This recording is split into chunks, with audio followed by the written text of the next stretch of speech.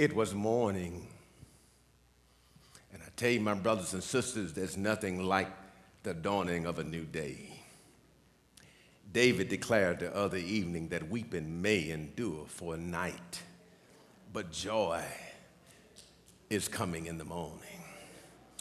It was the morning when the chief priest and the scribes had got together and had decided among themselves that this Jesus was guilty, that this Jesus should be crucified. They brought this bound Jesus. They brought him from the previous night, battered, bruised. They brought him into the council. Oh, he's guilty. Jesus comes bound. They bring Jesus to Pontius Pilate. Judas, who had sold Jesus out for 30 pieces of silver. Judas brings the silver back and gives it to the chief priests and the scribes, and they said, "We don't want this money.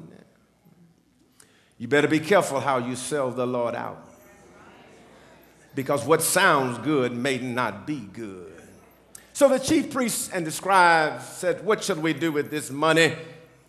They said, "We shall buy cemetery." Judas repented and then goes, hangs himself, and now they bring him to Pontius Pilate before the governor. Bound. They present him to Jesus, and Pontius Pilate asked him, "Art thou the king of the Jews?" Jesus said, "Thou sayest." The scribes began to mumble.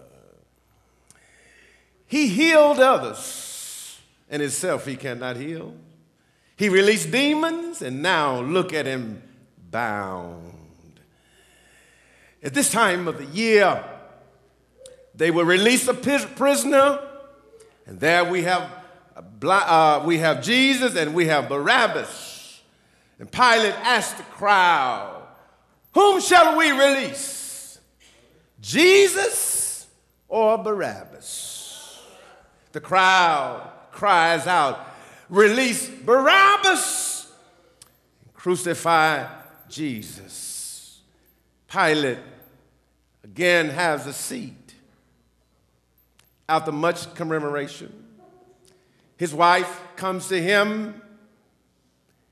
She had a dream that many things had happened to her in this dream. Pilate there asked for water that he may wash his hands of innocent blood. Didn't want to have anything to do with it. The crowd begins to cry, "Crucify him." They said, "Release Barabbas and crucify Jesus." There, Pilate releases Barabbas and orders Jesus to be crucified.